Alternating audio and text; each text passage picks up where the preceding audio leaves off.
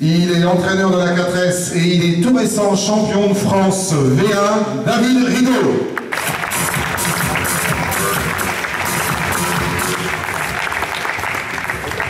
Il est entraîneur du pôle espoir régional qui s'appelle le Pink Centre Butterfly, qui vient d'être tout récemment nommé pôle France Jeune, Nicolas Météro.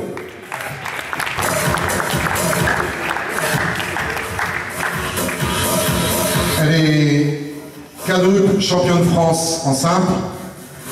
Elle était le leader de l'équipe de France au dernier championnat du monde du Japon. Elle est du Crénin 17, elle est 99 mondiale. Carole Grunich.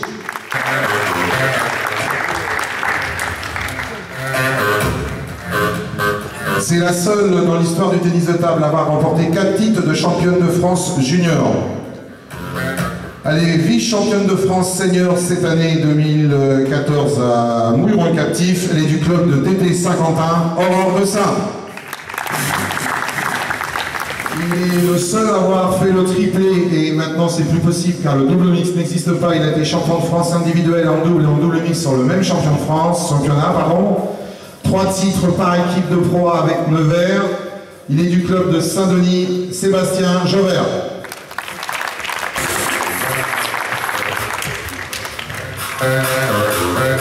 Il a été champion de France junior, vainqueur du Pro Tour du Maroc.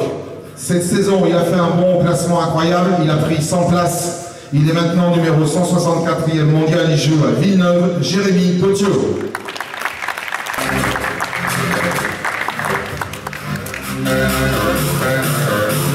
Il a passé 4 mois immergé en Chine, dans le club de Zhangzhike. C'est le numéro 1 français, quart de finaliste de la Coupe du Monde. Qualifié au JO de Londres, numéro 41 mondial, il est du club de l'AC Boulogne-Billancourt, Adrien Maintenet.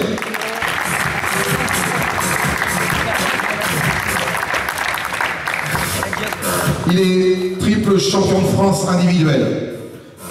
Il a le record 10 titres en double. Il a gagné 2 Ligues des Champions. Il est actuellement le vice-champion de France en titre, 3 participations aux Jeux Olympiques. C'est le joueur emblématique de la marque Butterfly en France, Christophe Legout.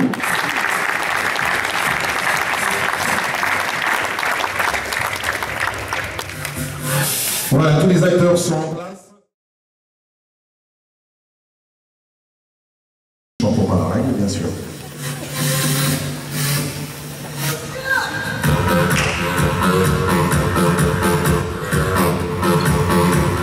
Les épaules, l'élément important du joueur. Sous la surveillance des entraîneurs.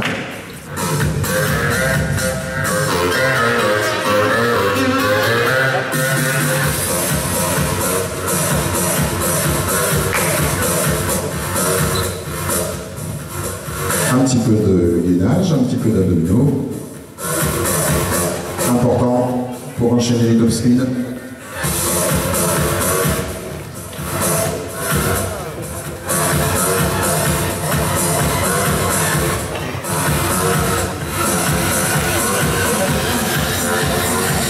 Petite montée de genoux.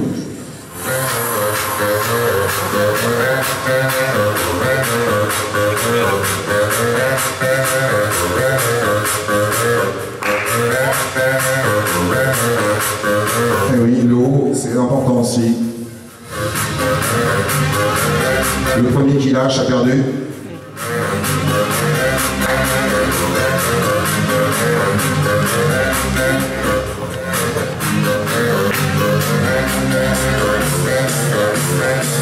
La dynamique au sol. Très important la dynamique, hein, mon cher Bruno. Tout à fait, mon cher Stéphane. Voilà.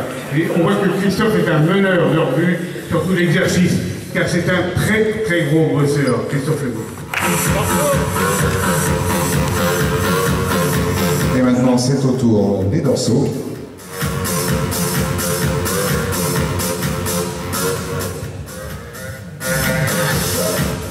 Nico, dans ton centre, l'échauffement. On en fait aussi beaucoup, des exercices comme ça, la corde à sauter aussi, pour l'échauffement c'est parfait. Et puis c'est assez impressionnant le plateau qu'on a ce soir, on se rend peut-être pas très bien compte, mais on a quand même des sacrés joueurs. Ça fait plaisir. Et des joueuses. Dans un club comme la 4S, je suppose sur l'échauffement aussi. L'échauffement fait partie aussi de la séance, bien entendu. Enfin, nous, on est sur des catégories un petit peu plus jeunes, donc l'idée, ça va être aussi de faire un travail physique même pendant l'échauffement. Il y a une première partie qui est vraiment pour que le corps soit un petit peu à température, pour éviter les blessures, même si pour les plus jeunes, c'est quand même très très rare. Et puis après, on commence un travail physique sur différents éléments du ping, la coordination, la vitesse, enfin on essaie de donner des petits thèmes, quoi. Mais là, c'est déjà ils sont déjà chauds, donc ils peuvent faire des choses tout de suite très intensives. Voilà, un petit peu de vitesse. Merci pour l'échauffement physique. Aussi pour le comité, avec 2 sélectionnés au championnat d'Europe. On va citer bien sûr Noël Fort du TT Jouer Tour et Lilian Bardet, le petit Lilian Bardet, oui, numéro 1 minime, comme l'a dit Stéphane tout à l'heure. Il est qualifié au championnat d'Europe dans l'équipe cadet. Voilà, allez, on l'encourage Lilian, car il en aura besoin au mois de juillet en Italie.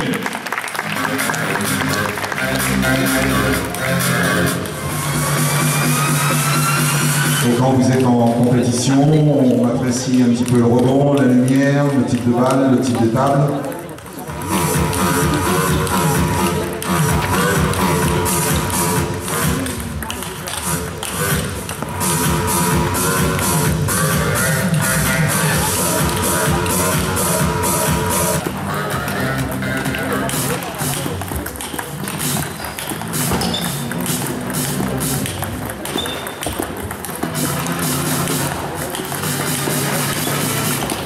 Donc là, ce sont des gammes. On est sur du rythme, du déplacement. Sur la table de Nicolas. Sur la table de David, on est sur la vitesse.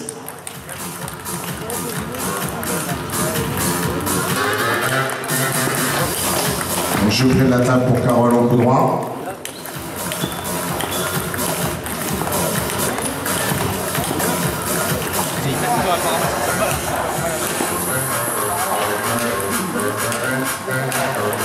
Adrien tout en coup droit. Il a vu ça en Chine.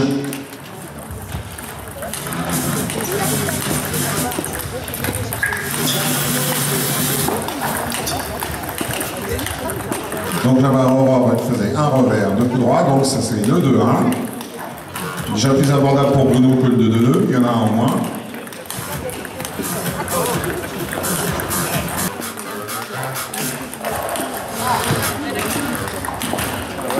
Donc vous voyez déjà, avec la chaleur, les organismes sont un petit peu entamés, même si pour eux c'est pas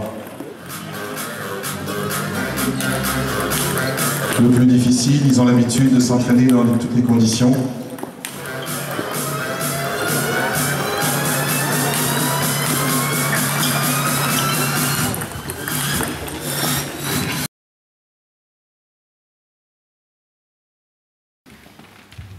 Je pense qu'au tennis de table, il faut jouer son tennis de table. Donc jouer son tennis de table, il y a beaucoup de qualités. Il peut y avoir une qualité aussi de main. Donc si tu sens bien la balle, tu peux développer ta main. Après, tu peux développer aussi question physique, de jouer un peu plus physique. Donc en fait, il faut que tu développes vraiment ce que tu sais faire de mieux. Parce que le tennis de table, moi je le prends pour un jeu déjà. Donc dans l'ensemble, développer ses qualités, pour moi, m'apporte une performance. Et j'ai toujours accentué là-dessus parce que quand j'étais plus jeune, comme j'étais en club, je m'entraînais moins que ceux qui étaient en pôle et j'ai accentué mes qualités. Donc moi, mes qualités, c'était plus les variations et de jouer avec les effets.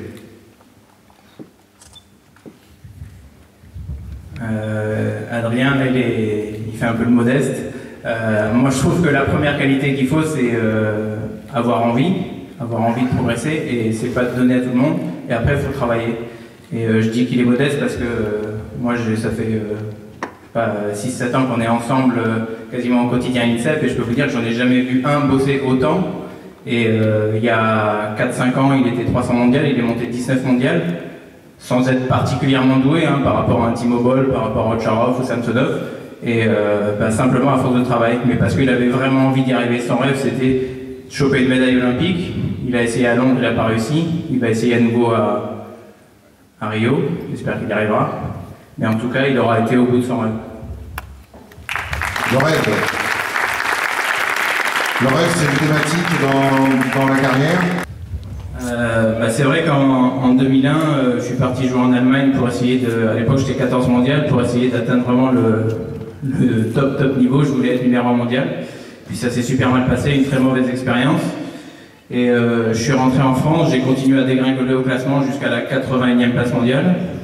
Et c'est un entraîneur, Stéphane Lebrun, qui était entraîneur à Montpellier à l'époque, qui est venu me voir et qui m'a dit, je pense que il faut que tu réapprennes simplement à gagner, que tu retrouves du plaisir à gagner. Mais pour ça, jouer contre les joueurs de l'INSEP, tu n'as plus aucune chance parce que tu es vraiment moins fort que maintenant. Donc il faut que tu rejoins un niveau vraiment plus faible. Et j'ai décidé de reprendre les individuels en National 2. J'ai même pas gagné le tour de National 2, mais finalement j'ai réappris petit à petit à enchaîner des victoires. Et ça m'a fait le plus grand bien. Et à la fin de cette année, je suis devenu champion de France pour la première fois, alors que c'était un titre après lequel je courais depuis 18 ans. Donc ça a relancé un peu ma carrière. Et puis surtout, c'est guidé par simplement par le plaisir. Je pense que vous l'avez vu. Et puis c'est le cas de tout le monde ici.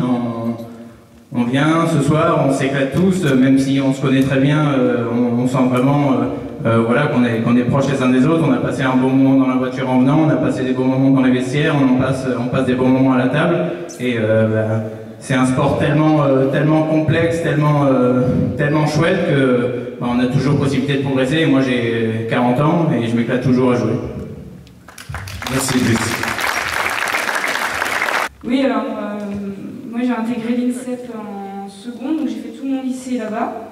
Et effectivement, la question de comment gagner sa vie et surtout de la reconversion plus tard, parce que même si on arrive à rentrer dans les 50 meilleures mondiales, qu'on y reste 5 ans, 6 ans, 10 ans, ok, on va gagner notre vie et après il se passe quoi? Donc déjà je suis rentrée parce que la politique de l'époque c'était le double projet. Et donc je voulais suivre des études, donc je ne savais pas trop quoi. L'idée c'était d'avoir un diplôme assez rapidement qui puisse me permettre aussi de m'entraîner régulièrement. Donc je voulais un site pas trop loin de l'INSEP. Donc j'ai fait des études de kiné, parce qu'il y a des accords qui sont, ça faut le savoir aussi, il y a des accords entre le ministère et certaines écoles, certaines universités, pour pouvoir suivre les études, donc étaler les années, avoir des cours de rattrapage personnalisés. Donc j'ai fait, au lieu de faire les études de kiné en 3 ans, je les ai fait en 4 ans. Donc j'ai été diplômée en 2010. Et donc depuis j'ai le diplôme en poche et je me consacre exclusivement au PIN, quoi.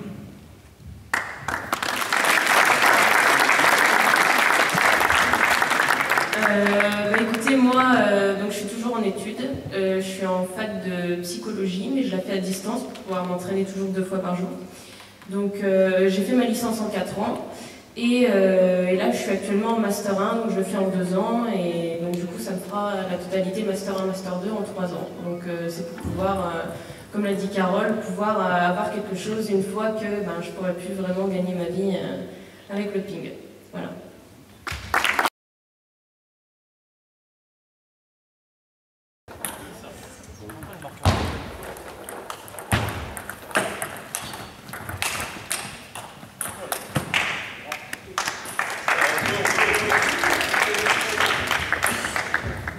Ce qui est un petit peu difficile, c'est que souvent on s'entraîne avec des partenaires un peu souvent les mêmes. Et donc les systèmes de jeu, on se connaît un petit peu par cœur.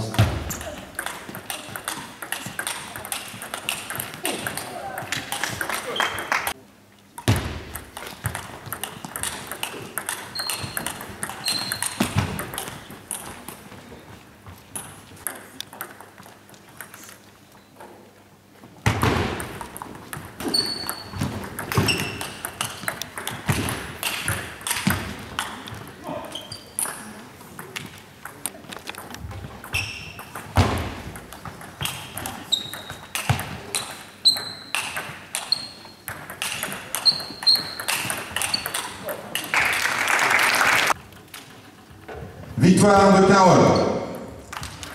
Maintenant, nous allons mettre en place Lilian et Chris.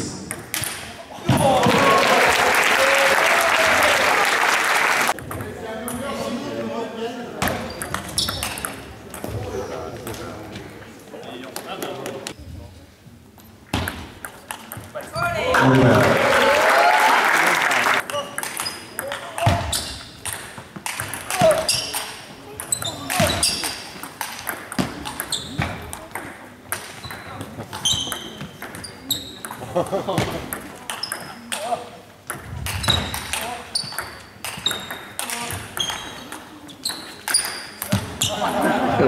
on a droit à un droit de changement.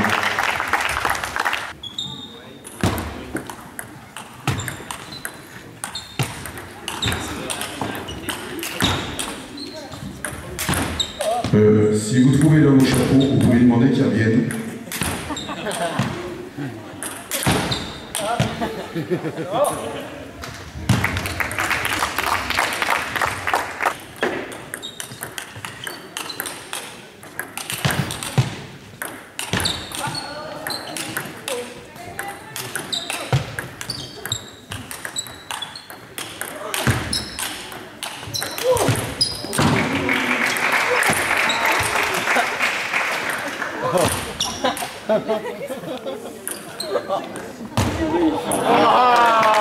Bonne balle.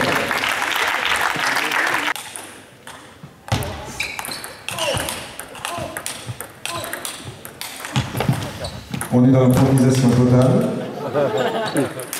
Il y en a un qui est par terre, ils sont à 4 de l'autre côté. Je vais peut-être prendre une raquette, ça n'arrive pas mal.